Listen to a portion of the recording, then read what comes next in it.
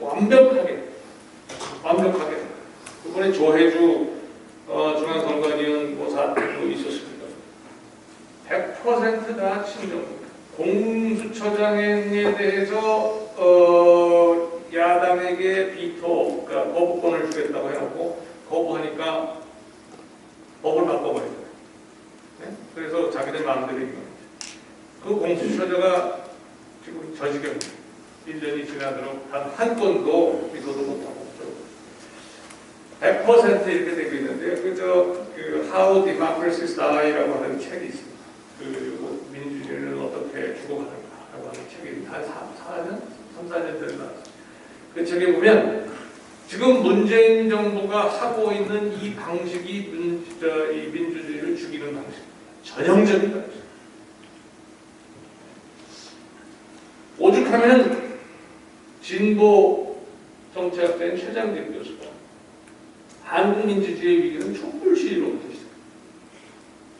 그래서 진보와 보수의 균형이 무너졌고 아까 말씀드린 대로 양날개로 나가요. 그래서 완전히 이념 갈등이 극대화되고 사회적 편가르기 뭐 기타 등등 이거 뭐 다 말하면 입만 아픈. 네. 그래서 제가 취임사하고 우리 현실에 나타나는 비교를 해봤어요. 취임사에 보면 모두의 대통령이 되겠다.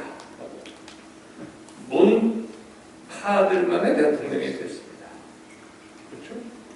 권위적 대통령 문화를 청산하겠다. 그런데 현실에서는 어떻습니까? 반대 의견을 무시하는데 야당을 무시하고 인사청문회 무시해가지고 인사청문회에서 통과되지 않은 장관 임명한 게 역대 최다입니다. 33명까지 세는데 그 다음부터는 못 셌어요. 왜냐하면 우리나라 전통에서는 33천이라고 해서 33이 제일 큰 숫자입니다. 제왕적 권력을 나누겠다? 무소불위의 대통령 권력이고 아무리 얘기를 해도 쳐다보지 않아요. 권력기관을 완전히 독립시키겠다라고 얘기했어요. 근데 아까 말씀드린 것처럼 검찰을 포함해서 모든 권력기관과 심판 기능을 장악했어요. 한반도 평화, 한미동맹을 강화하겠다고 했습니다. 믿기지 않으시겠지만 검색해 보십시오. 취임사에 한 얘기입니다. 이거. 현실은 어때요? 남북 대화를 포괄하고 한미동맹을 파탄으로 몰고 갔습니다. 분열 갈등 중의 정치를 바꾸겠다. 야당은 국정 운영의 동반자다. 현실에서는 편가르기 하고 야당을 무시하는 건 야당은 당도 아니고 야당을 존중할 때가 있었습니다. 열린 민주당의 최강욱 의원을 야당이라고 국회 패스트 트랙 하는데 거기다 갖다가 야당 대표로 했다가 그거 누구죠? 무슨 미향? 윤미향. 그것도 한번 야당 대표. 이상직 의원 지금 감옥 가 있잖아요. 그 사람도 한번 야당 대표가 됐어요. 야당을 존중할 때는요. 그런 더불어민주당의 이중대만 야당으로. 그러니까 국민의힘이나 다른 야당은 야당. 정의당도 야당이에요. 지지 여부에 상관없이 유능한 인사를 적자의 적소에다가 두겨놓겠다. 라고 해놓고 내 지지자 말씀. 지역 계층 세대 간의 갈등을 해소하겠다.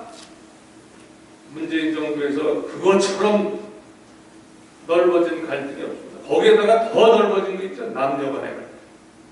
어마어마. 온갖 갈등은 하여간 어쩌면 그렇게 잘 찾아내는지 모르겠어요. 약속을 지키는 솔직한 대통령. 현실에서는 약속을 안 지키는 후안노치한 대통령. 깨끗한 대통령이라고 그랬어요. 그래도 가까이 간 것 중에 하나가 아닐까 싶긴 한데 주변 인사들을 보니까 라임 옵티머스 등등으로 지금 어마어마한 스캔들이 있는데 수사를 안 하니까 이게 깨끗한 것처럼 보인다. 불가능한 일을 하겠다고 큰소리치지 않겠다고 아주 겸손하게 얘기를 했습니다. 현실에서는요, 부동산은 무조건 잡겠다. 죽었다 깨나도 이게 첫 번째. 북한하고 평화하도록. 이게 가능한 일이었을까? 거짓으로 불리한 여론 덮지 않겠다. 울산의 선거에 개입했죠. 조국 사태, 통계청장까지 바꿔가면서 각종 통계를 좀 보이고 그랬습니다. 그래서 문재인 정부 이전의 통계치와 문재인 정부 때 통계치를 비교할 수가 없게 만들었어요. 왜? 기준이 다르니까. 공정한 대통령, 내 편에만 공정합니다. 다른 편에는 한없이 불공정. 아니, 당장 한동훈 검사장하고 이성윤 보건장하고의 사건을 비교 한번 해보십시오. 이게 공정한 겁니까? 특권과 반칙이 없는 세상을 만들겠다. 자기 편의 특권과 반칙은 눈 감고 남에게는 한없이 냉정하고 뭐 이것들. 상식대로 해야 이익을 보는 세상을 만들겠다. 근데 그 상식은 일반 상식이 아니라 집권 세력 간의 상식. 소통하는 대통령 광화문에서 대화하겠다 그랬는데 이것까지 내가 끌어내가 얘기할 필요는 없을 것 같은데 기자회견 횟수라든가 이런 거 보면 역대 최저. 그런데요, 제가 여기서 반민교사가 필요하다라고 여러분들한테 오늘 얘기하고 싶은 거는 그 지난 재보궐선거에서 국민들이 지지를 철회했어요. 뭐 그렇게 계속 나오니까 역대 전국 단위 총선거에서 다 내리게서 그냥 어마어마하게 이겼는데 철회를 했어요.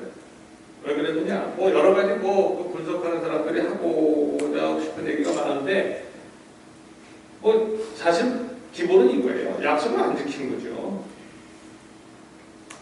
조국 사태 이후에 굉장히 반감이 증폭됐고요. 반복되는 정책 실패에도 사과 한마디였고 책임 하나 지는 사람 없고요. 모두 하다 보면 뭐 입만 열면 전 정권. 그러니까 오죽하면 왜 조선시대로는 안 넘어가냐? 조상이 못나서 그렇다고 그러지. 뭐 이런 얘기를 많이 하죠. 486세대는 이미 586이 돼서 기득권 세력을 자기들 밥그릇 지키기 하죠. 극도의 내로남불은 뭐 말하거든요. 자기들이 했던 야당 시절에 했던 주장은 하나하나 전부 뒤집습니다. 옛날에 제가 박범계 장관 그 당시 국회의원 할 때 방송 뭐 토론을 한 적이 있어요. KBS 심야 토론이었던가 뭐 하여간 뭐 그런 거 많이 했으니까 뭐 같은. 근데 뭐 말도 안 되는 얘기를 하는 거예요. 그래서 제가 나와서 아니 박 의원 그게 말이 되느냐고 시험 보내요. 아니 이거 다르잖아요. 나중에 어떻게 감당하려고 그런 얘기를 하느냐고 그랬더니 범계 장관이 그 당시 하는 거예요. 나중에 가서 그때 가서 생각하면 됩니다. 전부 그런 식이에요. 지금 당장만 모면하면 돼요. 내가 깜짝 놀랐어요. 그게 국회의원의 입에서 나올 얘기입니까? 보수 우파라면 절대 그렇지 않습니다. 그렇게 못해요. 최악의 저력이죠. 그러다 보니까 지금 이거 제가 여기 얘기한 게 뭐 더불어민주당이나 문재인 정부만 지금 얘기한 게 아니에요. 반복되는 집권 세력의 오만과 위선은 이게 문재인 정부만이 아니에요. 지금 여기 앉아 계시는 보수 우파적 그 지식인이나 혹은 국민의힘이나 다 마찬가지예요. 박근혜 정부가 공천파동이 있죠. 20대 총선은 저는 그때 방송 나가서 얘기할 때 최하 160석, 잘하면 180석 가까울 수 있겠다 라고까지 얘기를 했었어요. 공천 나오기 전에. 그런데 공천 거치면서 완전히 뭐 123대 122로 섰습니다. 콘크리트 지지 세력에 대한 과다 의존, 절대 변할 리가 없다. 우리 지지 세력은 택도 없는 소리. 국민은 이게 아니다 싶으면 신뢰를 잃는 순간 다 걷어차버립니다. 국민의힘이 지금 보수 우파에 대한 생각하면 흰 구두나 백구두나 마찬가지인데, 응? 우리는 흰 구두니까 저 담하고는 다르다 이러고 있단 말이에요 지금.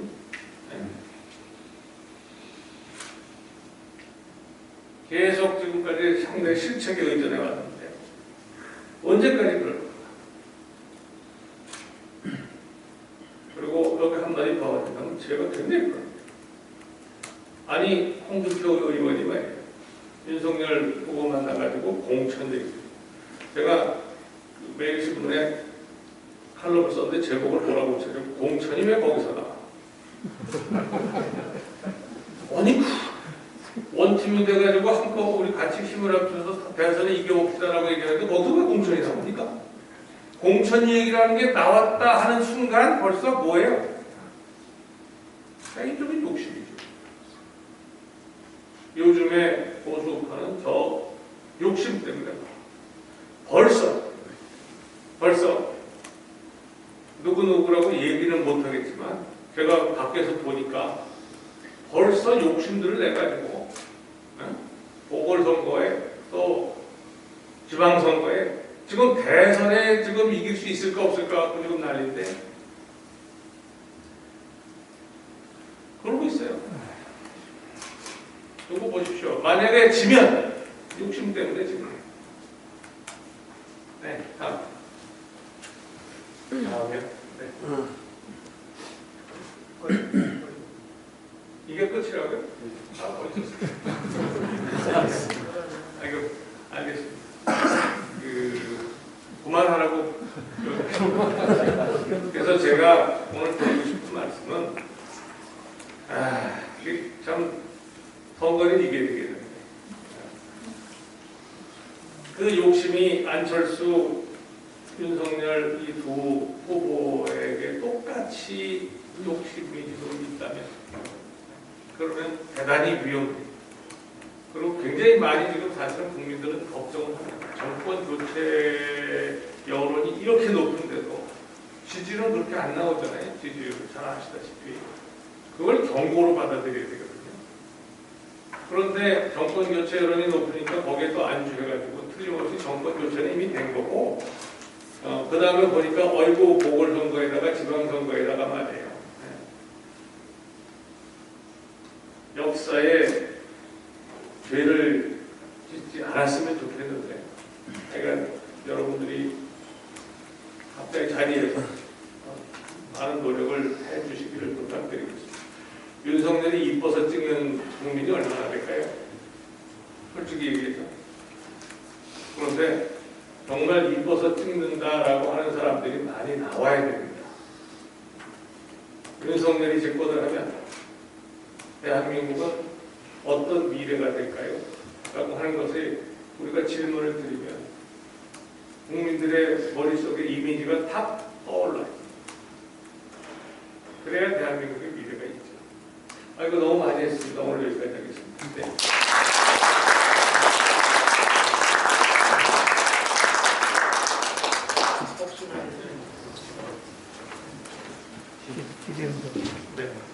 혹시 한두 분 질의하실 분 있으면 한두 분 받겠습니다. 혹시 계시나요? 시작하실 것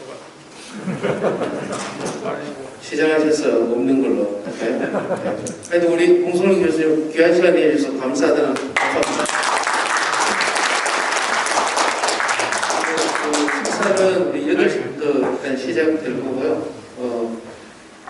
늦게 오신 분은 못 들으신 분 모르겠어요. 우리 사무총장이 여기 지금 주차권을 갖고 있으니까요. 필요하신 분은 꼭 받아 가시고 식사하시면서 또 뭐 아시는데 인사 못하시는 분이 있으면 들어와서 또 인사도 하시고 그걸 한번 하겠습니다. 그리고 예. 교수님 귀한 자리에 오셨는데요. 네.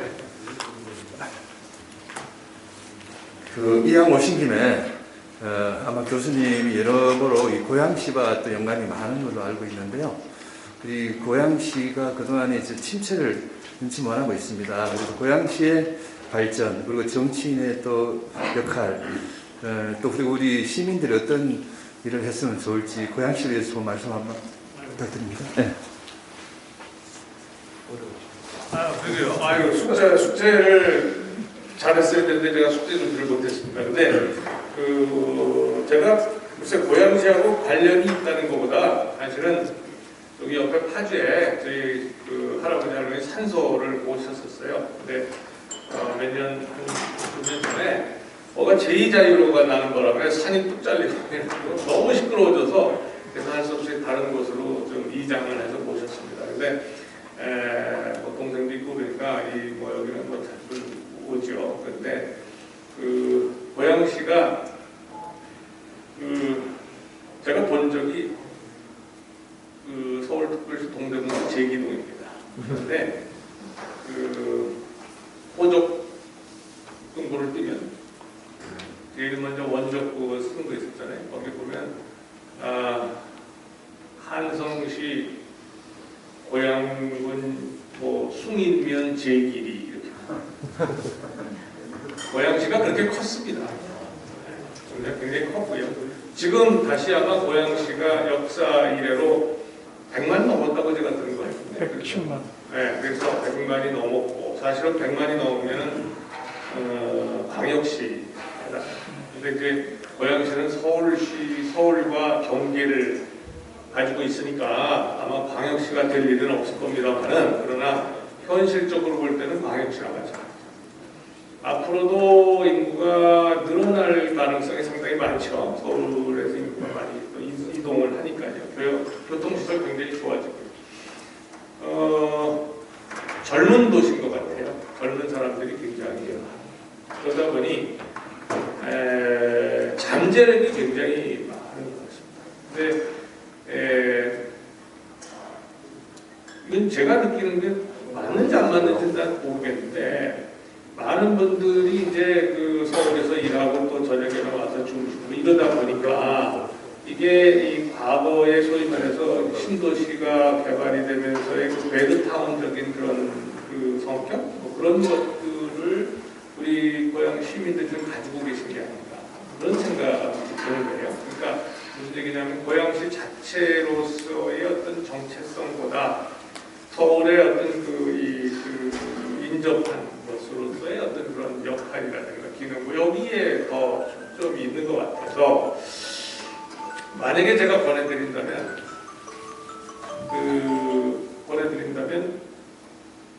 고양시만의 어떤 고양 시민들의 정체성과 애향심이 나타날 수 있는 이런 쪽에 여러 가지 사업이나 프로젝트가 좀 있었으면 좋지 않겠나 이런 생각은 들고요.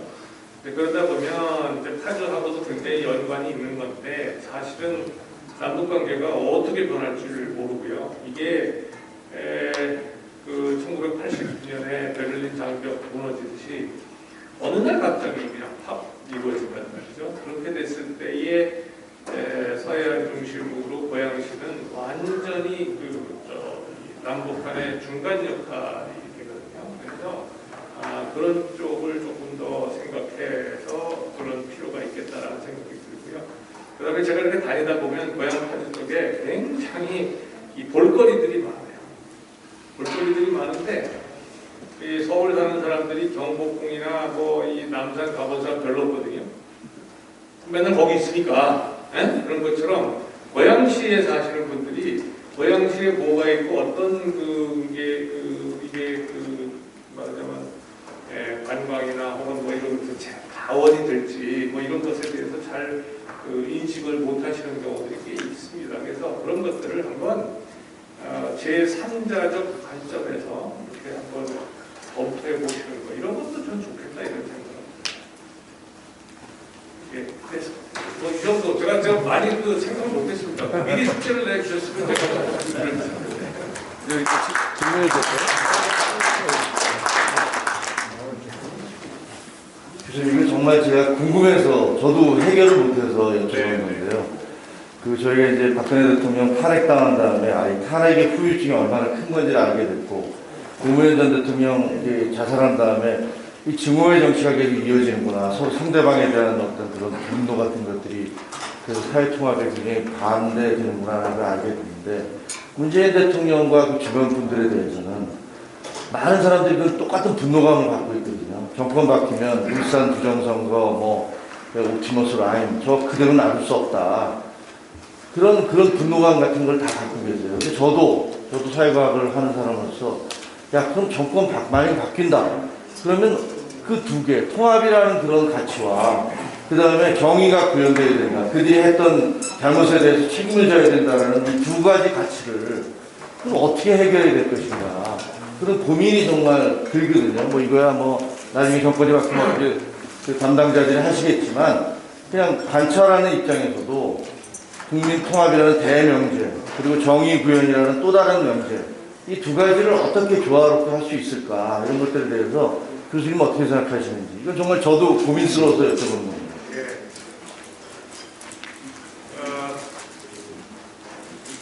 굉장히 아주 근간이 되는 중요한 질문이신데, 사실은 역사 속에 다 있습니다. 아마 그 조선왕조 519년이 우리가 기록이 가장 완비된 역사거든요, 인류 역사에서. 그래서 잘 알고 있습니다만, 각종 사화가 있었으면 그 다음에 조금 더 지나면 몇십 년 지나면 또 환국, 뭐 무슨 기사 환국이다 이런 게 있습니다. 이게 사실 똑같은 거예요. 조선왕조 후반기 300년은 노론 정권의 270년 집권입니다. 거기에